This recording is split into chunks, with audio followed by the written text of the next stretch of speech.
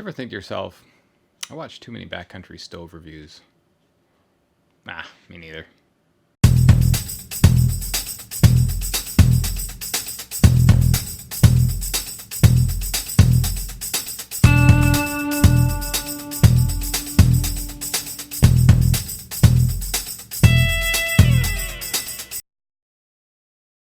What's up, you guys? Today, I wanted to share with you something that I just discovered, something that could be the Holy Grail for us winter campers and alpinists. This is a propane cylinder. More importantly, it weighs less than 200 grams, and it has a Lindal valve. Okay, so here is a new canister right now. It's never been used, sitting on the scale, and you probably can't see it. It says 195.9 grams. In the research that I've done so far, the labeling on the canister says 10.3 fluid ounces, 290 fluid milliliters of propane, and that is 100% pure propane. I'm not exactly sure how that compares to isopro canisters, but I'm guessing it's somewhere around 4 to 6 ounces of isobutane by weight, not by volume, and that's roughly what you get from a the smallest isopro canister. Now, one potential downside to the system, and something you definitely need to be aware of because it's a significant safety concern, is that isobutane mixes, like isopro canisters, generally at room temperature, they maintain a pressure when full somewhere between 50 and 100 psi. I think it depends on the blend and the manufacturer. Pure propane in the Coleman cylinders, at least, exists around 200 psi, possibly even more at room temperature. So stove regulators that were designed for isopro will not necessarily work with the pressures that exist in this particular propane setup. And in fact, I have right here a Soto micro regulator. Keep it in frame here. This particular stove does have an internal regulator, and if you screw it onto the top of the cylinder, it in fact will not light up. And that's because the pressure of the propane actually overwhelms the spring in the regulator and keeps it from opening at all. If you're using it in the winter, which is the only time it really makes any sense to use it, then obviously the internal temperature will be significantly lower than your usual room temperature. And in fact, there is a crossover point, I believe, around freezing, somewhere between -5 and freezing, where the pressure of a brand new propane tank will equal that of an isopro tank at room temperature. And unfortunately, there's actually one additional problem. Get this stuff out of the way here. The diameter of the cylinder is actually slightly smaller than the diameter of the butane cylinders that are commonly used for those little square vent stoves and cooking torches. So you can't use this particular stand, for example, which normally would hold a butane cylinder. Get it in frame. Would normally hold a butane cylinder. The little prongs are actually a bit too far apart. Now, there's no great solution to this, but what I have found works is just wrapping the base of the cylinder in electrical tape. You only need about 5 or 6 rounds. I'm sure duct tape would work as well. And if you pull it tight enough, it actually maintains the shape of the flange at the bottom. And that actually locks in fairly tightly. So I have a canister right now. Get this out of the way as well. I have a canister in the freezer right now, bringing it down to about -15, and it is wrapped in tape, so I'm going to go grab that and give a quick little demonstration.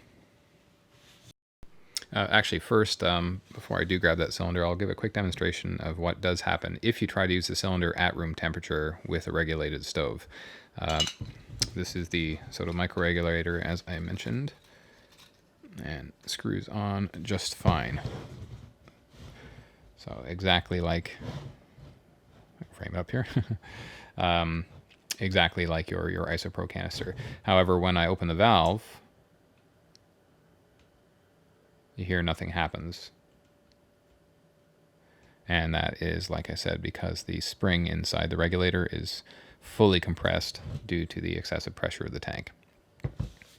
And here's the cold cylinder from the freezer. It's probably around -10, I would guess right now. You can see that I've wrapped the bottom of it in electrical tape. Again, not ideal. And if you guys have any better ideas, then please leave comments down below, and I would love to try those out. But as it is, it does lock into this Optimus. Takes a little bending action. It does lock into this Optimus canister stand quite well. So that certainly is an option. And hey, you got some spare electrical tape, you know, in case you need it for whatever, duct tape, or you know how that goes. So again, with the Soto micro regulator. Oops. Come on. Turning the valve on, and there's her flame, as expected. It's towards the top of the range on this particular stove. Just turn off the light so you can get a better view. But it's plenty hot, and there's full throttle right there. I want to be careful not to burn my lighting setup. And of course, what kind of backcountry stove or cooking system review would be complete without the vaunted boil test? So let's turn the studio lighting off here. Get this baby fired up. And this is just 1 cup, 250 milliliters of water, room temperature, about 25 degrees. Gonna sit for a while. No magic here. It's roughly the same output as isobutane, maybe a little bit more. But bear in mind that this cylinder right now is sitting around minus 10 degrees, something like that, minus 10 Celsius. Yeah, there is nothing scientific about this test. Okay, we're about a minute in, and I'm starting to see some bubbles. Let's get our studio lighting back on here so we can see it better. Yeah, it's starting to get some bubbles, and that's almost a boil. Yeah, there you go. That's pretty much a rolling boil there.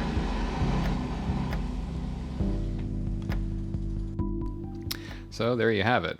That's pure propane with a Lindal valve that weighs less than 200 grams when full. You might be wondering, well, why wouldn't I just use white gas? And that's a valid question. And if you're going for any extended period of time, then white gas is definitely the way to go.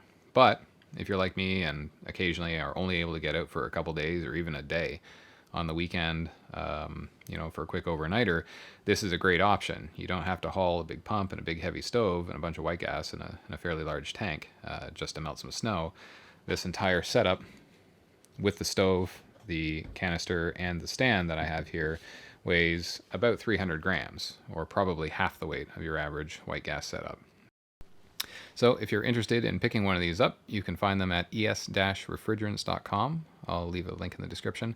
They run for $2.95 a can right now, which is kind of interesting because that's actually cheaper than a lot of the 4-ounce Isopro canisters. They ship to the States, but they also ship to Canada, which is surprising. However, the shipping is fairly expensive, unsurprisingly. The Optimus canister stand I got a while ago. I can't remember where I found it. I believe you can still buy it. You can certainly find it on eBay. It's kind of expensive for what it is, but it's the only one that I've found that has flanges that'll hold this canister, albeit with a little bit of modification. Anyway, thanks for joining me today. If you like what you see, like, comment, subscribe, you know the drill. Click that notification button to be notified anytime I post new content, which I hopefully will be doing soon.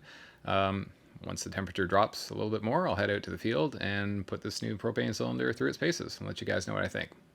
Thanks for watching.